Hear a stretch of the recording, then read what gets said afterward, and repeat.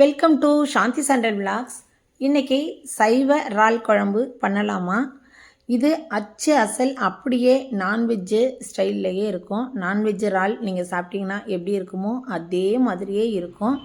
சுவை அட்டகாசமாக இருக்குங்க. அருமையான இந்த சைவ இறால் குழம்பு ரொம்பவே ஈஸி. கண்டிப்பாக இந்த வீடியோவை ஸ்கிப் பண்ணாமல் ஃபுல்லாக பாருங்கள். நான் நிறைய விஷயம் ஸ்டெப் பை ஸ்டெப்பாக சொல்லியிருக்கேன். வாங்க சைவ இறால் குழம்பு எப்படி பண்ணலாம் அப்படிங்கிறது பார்க்கலாம்.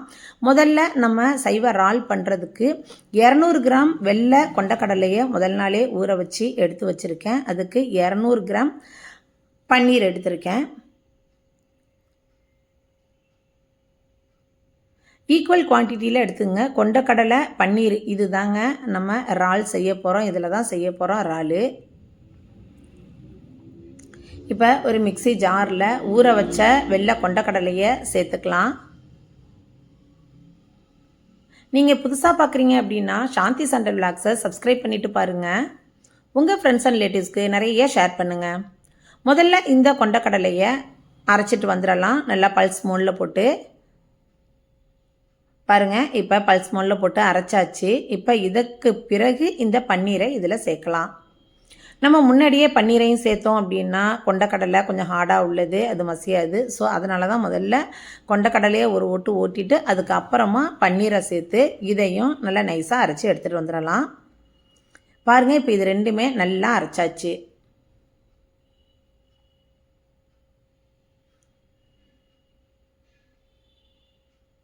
இப்போ இந்த கலவையை ஒரு பிளேட்டில் மாற்றிக்கலாம். டேஸ்ட்டு அட்டகாசமாக இருக்குங்க. இப்போ இதில் 2 ஸ்பூன் அளவுக்கு கடலை மாவும் நான் சேர்த்துக்கிறேன்.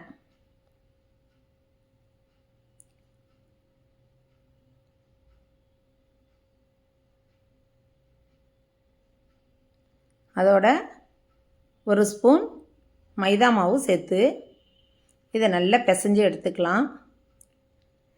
இந்த இறாலுக்கு தேவையான அளவுக்கு சால்ட்டும் நம்ம இதில் சேர்த்துக்கணும். நான் சால்ட்டு சேர்த்ததை உங்கள்கிட்ட காமிக்கல. சால்ட்டும் சேர்த்துக்கோங்க. லைட்டாக சால்ட்டு சேர்த்துக்கோங்க. ஏன்னா நம்ம குழம்புல தான் போட போகிறோம். ஸோ இது எல்லாத்தையும் நல்லா ஈவனாக கட்டிகள் இல்லாமல் மாவு எல்லாம் ஒன்றோட ஒன்று கலந்து வர்ற அளவுக்கு பிசைஞ்சு எடுத்துக்கோங்க. தண்ணி அறவே சேர்க்கவே வேண்டாம். ஏன்னா பன்னீரில் உள்ளது கொண்டக்கடலையில் உள்ள தண்ணியே போதும். இதில் எக்ஸ்ட்ராவாக 1 ஸ்பூன் அளவுக்கு கூட நம்ம தண்ணி சேர்க்கக்கூடாது. ஒரு சொட்டு கூட சேர்க்க வேண்டியதில்லை. பாருங்கள், நல்லா அழகாக பிசைஞ்சு சூப்பராக வந்துடுச்சு. பார்க்குறதுக்கே மாவு அவ்வளோ ஒரு சாஃப்டாக இருக்குது.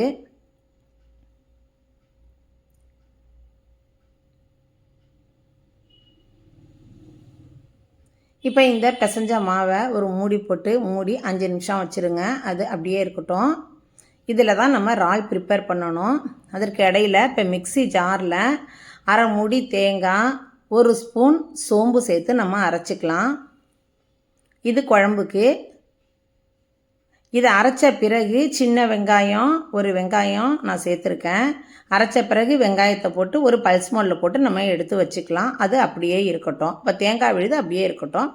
இதில் நம்ம இறால் ப்ரிப்பேர் பண்ணலாம். பாருங்கள், ஒரு குட்டியாக நம்ம குலோப் ஜாமுன் செய்வோம் இல்லையா, அந்த அளவுக்கு மட்டும் மாவு எடுத்து கையில் வச்சு நீட்டை வாக்கில் உருட்டி எடுத்துக்கோங்க.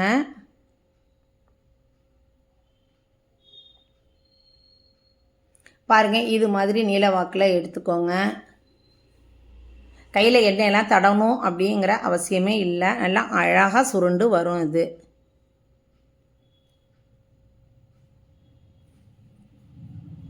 நம்ம இது இறால் மாதிரியே ரெடி பண்ணணும் அப்படிங்கிறதுக்காக ஒரு நைஃபை எடுத்து நேராக ஒரு கோடு போட்டிருக்கேன். லைட்டாக குறுக்கு வாக்கிலையும் இது மாதிரி சின்ன சின்ன கட் பண்ணிக்கோங்க. அதாவது வெட்டிக்கோங்க. வெட்டிங்கன்னா ஃபுல்லாக வெட்டுறது இல்லை, ஒரு கோடு போட்டுக்கோங்க, அவ்வளோதான். வச்சு இறால் மாதிரி சுருட்டிடுங்க. ஏன்னா இறாலில் அந்த கட்டு இருக்கும் இல்லையா, அதுக்காக தான் இந்த இது. அது முடிஞ்சால் செய்யுங்க, இல்லைன்னா வேண்டான்னா விட்டுருங்க. பாருங்கள், இதே மாதிரியே எல்லாத்தையுமே நம்ம செஞ்சிடலாம். இன்னொரு இதை செய்கிறேன் பாருங்களேன். ஒரு சின்ன பீஸ் உருண்டை, அதாவது குலோப் ஜாமுன் மாவுக்கு எடுக்கிற மாதிரி ரொம்ப சாஃப்டாக இருக்கும் மாவு. இது மாதிரி நீல வாக்கில் எடுத்து கத்தியால் நீளமாக ஒரு லைட்டாக ஒரு கோடு, அது மாதிரி குறுக்கையும் கோடு போட்டுக்கோங்க.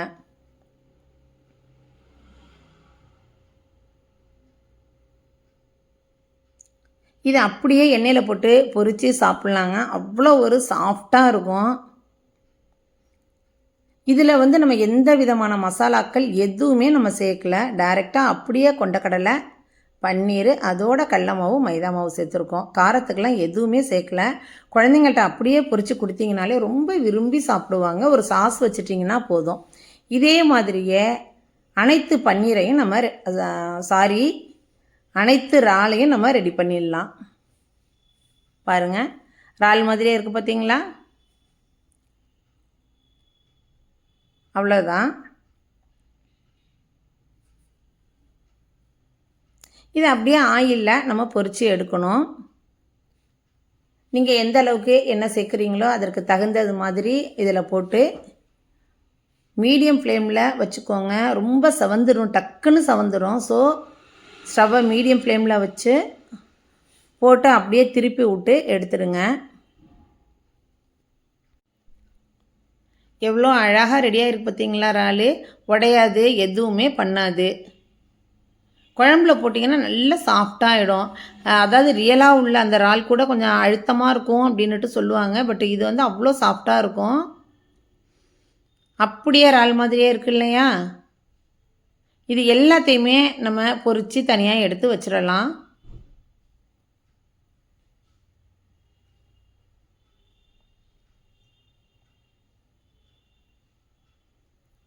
இப்போ இந்த இறால் குழம்புக்கு தேவையான அளவுக்கு புளி, அதாவது நான் ஒரு எலுமிச்சம்பழம் சைஸ் அளவுக்கு நான் எடுத்திருக்கேன் எங்கள் வீட்டு தேவைக்கு.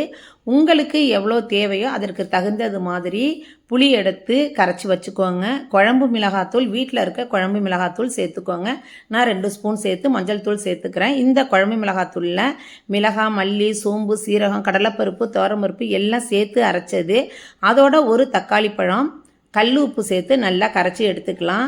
நீங்கள் குழம்பு மிளகாத்தூள் யூஸ் பண்ணலை அப்படின்னா 2 ஸ்பூன் தனி மிளகாத்தூள், 2 ஸ்பூன் மல்லித்தூள் சேர்த்துக்கோங்க. இப்போ குழம்பு ரெடி ஆகிடுச்சி. இந்த குழம்பு அப்படியே இருக்கட்டும். இப்போ இதுக்கு ஒரு தாளிப்பு கொடுக்கணும். நம்ம பொரிச்சோம் இல்லையா, இறால் பொரிச்ச அதே சட்டியிலேயே ஆயில் விட்டு 1 ஸ்பூன் வெந்தயம் போட்டுக்கோங்க. கடுகுளுத்தம் பருப்பு 1 ஸ்பூன் சேர்த்து நல்லா வெடிக்கட்டும்.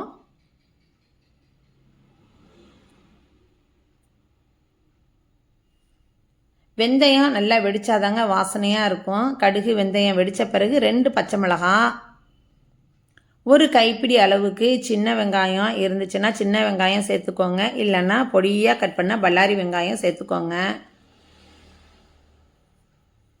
அதோட நல்ல பெரிய தக்காளி பழம் கட் பண்ணி வச்சுருக்கேன், அதையுமே சேர்த்து நல்லா வதக்கிக்கலாம். தக்காளி நல்லா வதங்கணும். ஒரு கொத்து ஃப்ரெஷ்ஷான கருவேப்பிலையும் சேர்த்துக்கலாம். தக்காளி வெங்காயம் நல்லா வதங்கின பிறகு நம்ம ரெடி பண்ணி வச்சுருக்கோம் இல்லையா குழம்பு, அதை இதில் சேர்த்துடலாம். இதில் நம்ம இன்னும் தேங்காய் சேர்க்கலை. இப்போ குழம்பு சேர்த்து மேற்கொண்டு 1/2 டம்ளர் அளவுக்கு தண்ணி சேர்த்துக்கோங்க. உப்பு, புளி, காரம் எல்லாம் எப்படி இருக்குது அப்படிங்கிறத நீங்கள் டேஸ்ட் பார்த்துக்கோங்க. மூடி வச்சுடுங்க.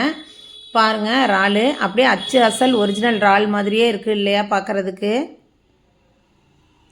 இதுதான் சாப்பிட்றதுக்கு அவ்வளோ ஒரு டேஸ்ட்டாக இருந்துச்சு, சாஃப்டாக இருந்துச்சு.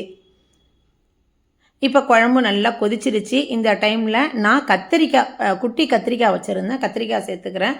உங்களுக்கு விரும்பின காய் முருங்கைக்காய் போட்டுக்கலாம், கத்திரிக்காய் போட்டுக்கலாம், அல்லது உருளைக்கிழங்கு போட்டுக்கலாம். என்கிட்ட கத்திரிக்காய் குட்டி கத்திரிக்காய் இருந்துச்சு, அதனால் 4 கத்திரிக்காயும் நான் இதில் சேர்த்துக்கிட்டேன். இந்த இறாலோட சேர்த்து இந்த கத்திரிக்காயும் போடும்போது குழம்பு வந்து அவ்வளோ ஒரு டேஸ்ட்டு அட்டகாசமாக இருந்துச்சு. கத்திரிக்காய் ஓரளவுக்கு வெந்த பிறகு இப்போ இறாலை நம்ம லாஸ்ட்டாக சேர்க்குறோம்.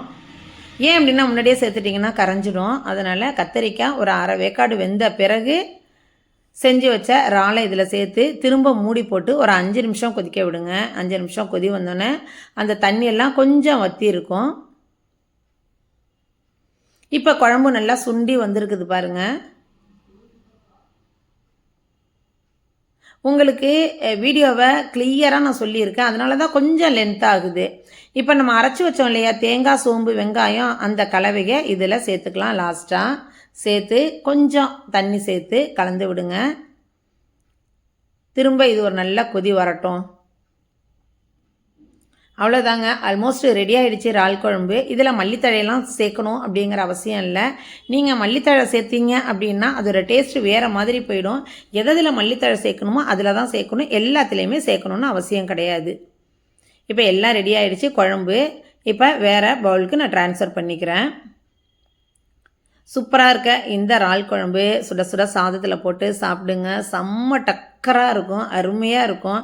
கண்டிப்பாக இந்த வீடியோவை செஞ்சு பார்த்துட்டு எப்படி இருந்துச்சு அப்படிங்கிறத மறக்காமல் கமெண்ட் பண்ணுங்கள். புதுசாக பார்க்குறீங்க அப்படின்னா சாந்தி சண்டல் லாக்ஸை சப்ஸ்கிரைப் பண்ணிவிட்டு பாருங்கள். தேங்க்யூ.